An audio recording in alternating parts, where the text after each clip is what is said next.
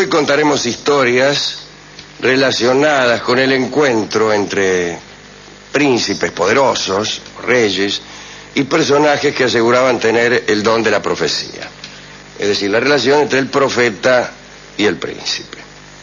Uno de los casos más famosos que hemos citado aquí en este programa muchas veces fue un encuentro entre Luis XI de Francia y su astrólogo llamado Galeotti. Parece que el rey no se separaba nunca de aquel clarividente. Un día Galeotti predijo a Luis la muerte de la favorita Marguerite de Sassenage. Y una semana después la muchacha se vio atacada por un mal desconocido. Entonces Luis XI se enojó con el astrólogo y dio orden de que lo arrojaran por una ventana. Y cuando lo iban llevando a morir, el rey lo desafió y le dijo: tú que pretendes ser hombre tan hábil y que te pronuncias con tanto furor sobre la suerte de los demás, dime cuál será tu suerte ahora y cuánto tiempo te queda de vida. Y el astrólogo respondió: Señor, moriré 3 días antes que vos. Y Luis XI, aterrado, suspendió el lanzamiento por la ventana y dio orden al instante de que Galeotti fuera bien atendido siempre, que no le faltara nada. Federico II Stauffen, emperador del Sacro Imperio Romano Germánico, allá por el siglo XIII, tenía fe ciega en los astrólogos. Pero la verdad es que los dictámenes acerca del futuro del soberano se adecuaban siempre a sus deseos. Los astrólogos que trabajaban para él le decían lo que él quería oír. La afición de Federico II por la astrología fue notable en ocasión de la segunda boda que contrajo. El emperador había estado casado con Constanza de Aragón, que murió en 1222. Y en 1225 se casó con Isabel de Brienne, que era muy joven, tenía apenas 14 años. Ese detalle, la juventud de su prometida, no le importaba mucho a Federico, y cuando llegó la noche de bodas, el momento de la consumación, se aprestó a unirse a su nueva esposa sin más trámites. Pero el padre de Isabel de Brienne, Juan de Brienne, habló con los astrólogos del emperador y les pidió desesperadamente que intercedieran para sostener por un tiempo más la virtud de su hija. Entonces los astrólogos le señalaron a Federico que no era tiempo aún de emprender hazañas eróticas y que ya vendrían constelaciones más propicias. Y el emperador aceptó las indicaciones, desde luego con frustración y enojo, pero las aceptó. Claro, los astrólogos estaban un poco aterrorizados por perder el favor imperial, conversaron con el padre de Isabel y le indicaron que para Federico era importante tener tratos carnales con alguien, así que había que satisfacer su deseo de algún modo. Entonces, junto con Juan de Brienne, hicieron un sospechoso diseño zodiacal y le sugirieron a Federico que podría ser beneficioso para su porvenir el encuentro con una prima de Isabel, que actuaba como dama de honor. Y así, Federico, unos días después, por indicación de sus astrólogos, se unió a una prima de su mujer, a la que tuvo por favorita durante un tiempo, mientras esperaba que la buena estrella indicaba el momento en que pudiera unirse a Isabel. Y al final se unió a Isabel, no pudieron sostener la cosa durante tanto tiempo. En 1235, Federico se casó por 3ª vez. Lo hizo con Isabel, princesa de Inglaterra. El emperador hizo determinar por los astrólogos cuál sería la hora más adecuada para engendrar un hijo varón. Él creía que, realizado el trato sexual a una hora determinada, esto propendía a que el niño fuera varón o a que fuera una niña, si uno lo deseaba así. Pues lo que hacía falta era saber con exactitud cuáles eran las horas para engendrar hombres. Y los astrólogos pues prepararon un horario a cierta hora, que era justamente la de la salida del sol. El soberano debía seguir el procedimiento inverso. Bien, estuvo con la mujer mientras el sol salía y luego le dijo mientras acariciaba sus cabellos: lleva usted un hijo, con total seguridad, ¿no? Ahora bien, el dictamen de los astrólogos fue equivocado. Primero porque la emperatriz tardó 2 años en dar a luz. Y segundo porque tuvo una hija. Un poco antes, aquel equipo de astrólogos había sido cambiado por otro que había predicho al emperador que nunca se equivocaría con sus vaticinios.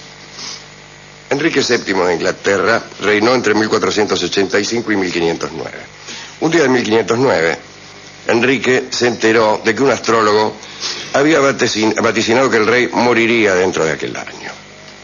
Furioso, lo mandó a llamar y le dijo: si es que eres tan hábil en predicciones, dime si puedes, ¿dónde te encontrarás en las próximas Navidades?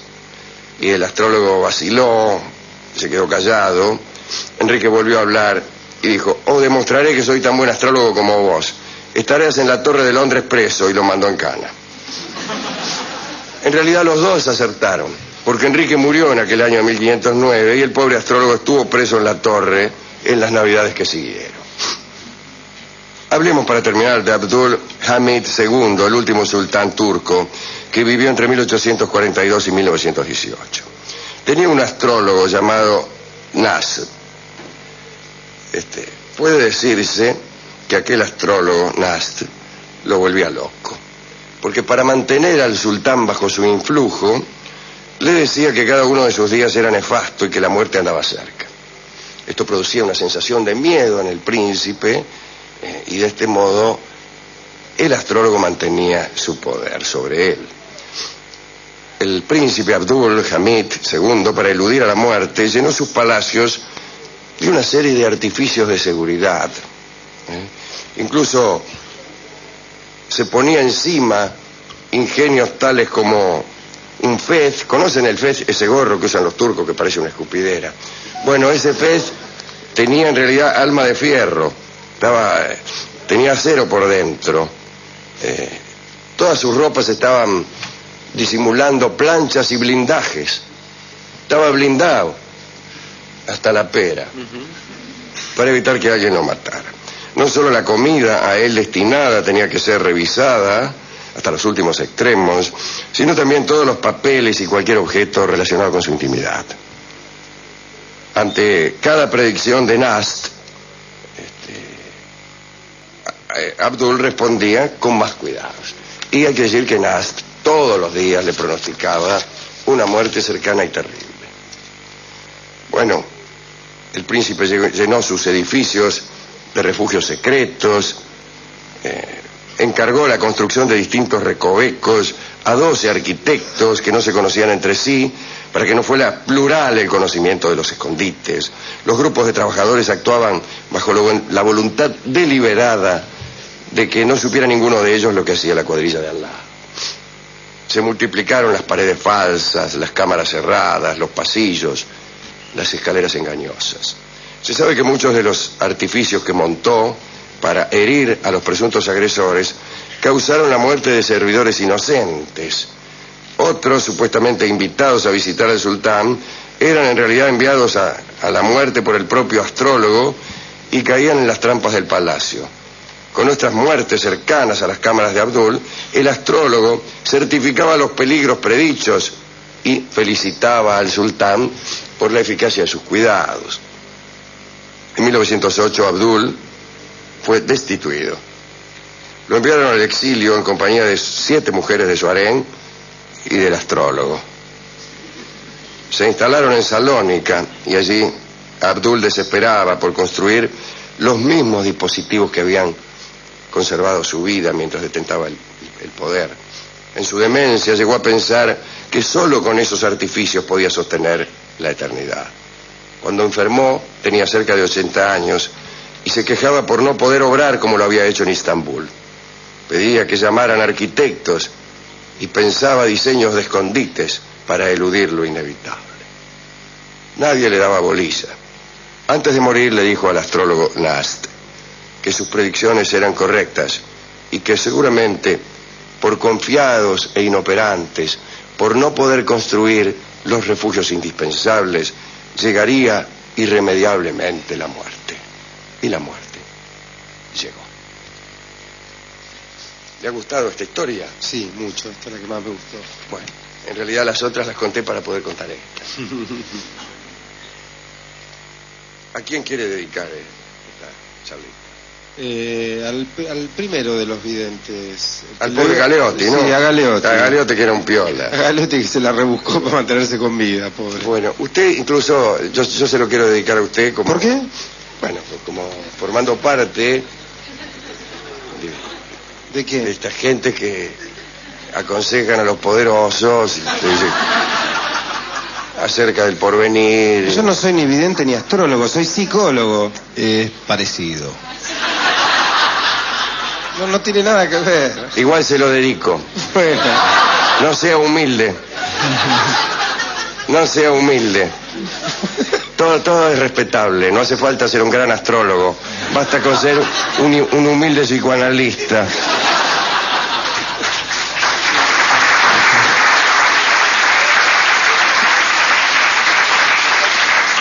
Bueno, hemos elegido, ya que de las estrellas se trata, de esta hermosa canción que se llama Estrellita, en la versión guitarrística de don Roberto Grela. Adelante. Orden al instante de que Galeotti fuera bien atendido siempre, que no le faltara nada. Federico II Stauffen, emperador del Sacro Imperio Romano Germánico, allá por el siglo XIII, tenía fe ciega en los astrólogos. Pero la verdad es que los dictámenes acerca y que te pronuncias con tanto furor sobre la suerte de los demás, dime cuál será tu suerte ahora y cuánto tiempo te queda de vida. Y el astrólogo respondió: Señor, moriré 3 días antes que vos. Y Luis XI, aterrado, suspendió el lanzamiento por la ventana. Y hoy contaremos historias relacionadas con el encuentro entre príncipes poderosos, reyes, y personajes que aseguraban tener el don de la profecía. Es decir, la relación entre el profeta y el príncipe. Uno de los casos más famosos que hemos citado aquí en este programa muchas veces fue un encuentro entre Luis XI de Francia y su astrólogo llamado Galeotti. Parece que el rey no se separaba nunca de aquel clarividente. Un día Galeotti predijo a Luis la muerte de la favorita Marguerite de Sassenage. Y una semana después la muchacha se vio atacada por un mal desconocido. Entonces Luis XI se enojó con el astrólogo y dio orden de que lo arrojaran por una ventana. Y cuando lo iban llevando a morir, el rey lo desafió y le dijo: tú que pretendes ser hombre tan hábil